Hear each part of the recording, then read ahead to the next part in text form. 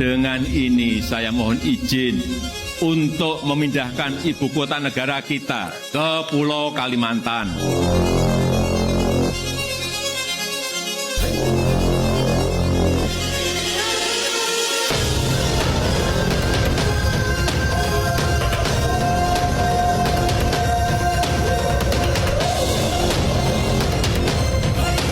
Saya hanya ingin menyampaikan sebuah optimisme bahwa ibu kota Nusantara ini telah dimulai pembangunannya, baik infrastruktur, baik berupa nanti kantor, dan ini rumah menterinya. Jadi kalau ada yang masih ragu-ragu, ya lapangannya sudah bergerak seperti ini. Assalamualaikum warahmatullahi wabarakatuh. Nah, seperti yang kita ketahui bahwa ibu kota negara Indonesia yang tadinya di Jakarta akan dipindahkan ke Kalimantan Timur, tepatnya di Palangkaraya. Pada kesempatan ini, saya akan menjelaskan apa aja sih dampak-dampak yang disebabkan akibat pemindahan ibu kota negara ke Kalimantan. Indonesia merupakan negara yang disebut sebagai negara Nusantara dan dijuluki sebagai negara kepulauan terbesar di dunia, karena Indonesia memiliki pulau yang mencapai 13.487 pulau dengan memiliki penduduk pada tahun 2010 mencapai 237 juta dan menjadi penduduk terbesar keempat di dunia serta negara terbesar yang berpenduduk muslim meskipun Indonesia bukan negara muslim. Menurut Undang-Undang Republik Indonesia Nomor 10 Tahun 1964, pada tanggal 31 Agustus, Presiden Soekarno menetapkan Jakarta sebagai ibu kota negara. Nah, semenjak dinyatakannya sebagai ibu kota, penduduk Jakarta itu meningkat sangat pesat karena hampir semua kebutuhan tenaga kerja kepemerintahan berpusat di Jakarta. Nah, pemerintah pun mulai melaksanakan program pembangunan proyek besar seperti membangun pemukiman masyarakat dan membangun pusat-pusat bisnis kota. Nah, selanjutnya yaitu pada tanggal 26 Agustus 2016, Presiden Joko Widodo mengumumkan secara langsung terkait pemindahan ibu kota negara dari Jakarta ke Kalimantan. Nah, oleh karena itu, Badan Perencanaan Pembangunan Nasional atau Bappenas melakukan tahapan perencanaan awal dalam pemindahan ibu kota negara. Nah, dari berbagai pertimbangan dan faktor pemindahan ibu kota negara, terutama faktor ekonomi lah yang menjadi penentu kajian Badan Pembangunan Nasional. Nah, jadi apa sih dampak-dampak yang disebabkan oleh pemindahan ibu kota negara terhadap perekonomian di Indonesia?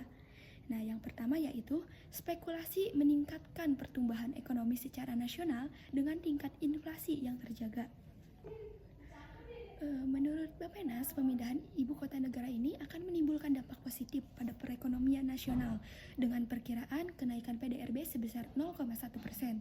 Nah, Bappenas menyebutkan bahwa pemanfaatan sumber daya potensial seperti pembukaan lahan untuk kepentingan infrastruktur produktif dan pembukaan lapangan kerja untuk sumber daya manusia terampil yang selama ini belum termanfaatkan itu menjadi kenaikan PDRB. Bappenas juga memperhitungkan secara spesifik akan terjadinya kenaikan upah tenaga kerja bagi wilayah sekitar yang menggambarkan dengan kenaikan price of labor sebesar 1,37%. Dampak dari pemindahan ibu kota negara ini tidak hanya sekedar perpindahan ibu kota negara saja. Berdasarkan rancangan undang-undang ibu kota negara, namun adanya kelancaran proses perekonomian di seluruh Indonesia menjadi alasan penting bagi pemerataan kesejahteraan di seluruh wilayah Indonesia, khususnya di wilayah timur. Ketimpangan ekonomi di Pulau Jawa ini tentunya merupakan kesenjangan yang tidak merata dalam proses pemerataan ekonomi. Pemindahan ibu kota negara sebagai bagian dari pemerataan ekonomi juga menjadi bagian dari revitalisasi perekonomian seluruh wilayah timur hingga barat Indonesia. Rancangan pemindahan IKN juga berdampak terhadap kenaikan inflasi secara nasional. Bambang Brojonegoro juga memperkirakan akan terdapat kenaikan inflasi sebesar 0,2% selama proses pemindahan IKN. Nah, kenaikan inflasi ini berasal dari perbaikan pendapatan masyarakat yang tentunya juga diikuti oleh kenaikan harga barang kebutuhan pokok. Namun, inflasi tersebut diperkirakan tidak akan terlalu mempengaruhi daya beli secara nasional karena kenaikan harga hanya terpusat di lokasi IKN dan wilayah sekitarnya. Dampak selanjutnya yaitu meningkatnya PDRB Provinsi Jawa Barat. Nah, proyeksi perekonomian dilakukan dengan menggunakan data produk domestik regional bruto atau PDRB atas dasar harga konstan tahun dasar 2010 dengan metode perhitungan waktu tren momen. Nah, perkiraan menggunakan data historis selama 10 tahun terakhir dengan asumsi mengikuti tren masa lalu. Nah, metode tren momen dipilih karena dalam perhitungannya data historis ini yang digunakan digunakan belum tentu mempunyai jumlah tertentu genap atau ganjilnya, dan nilai parameternya itu selalu diawali dengan nilai 0 sebagai nilainya terlebih dahulu. Nah, hasil proyeksi menunjukkan bahwa angka PDRB Jawa Barat itu akan terus meningkat meskipun ibu kota negara akan dipindahkan ke Kalimantan Timur. Nah, atas dasar harga konstan sebesar 1.232.232 miliar rupiah meningkat menjadi 3.152.204 miliar rupiah di tahun 2045 nanti. Nah, dampak pemindahan ibu kota ini tidak berimbas signifikan dalam mempengaruhi perekonomian di Jawa Barat. Hal ini diterangi oleh posisi DKI Jakarta yang tetap berfungsi sebagai pusat perekonomian di Indonesia, sehingga Provinsi Jawa Barat itu yang sampai saat ini berperan sebagai salah satu wilayah yang ikut menopang perekonomian DKI Jakarta akan tetap merasakan dampak positif dari kemajuan perekonomian di DKI Jakarta.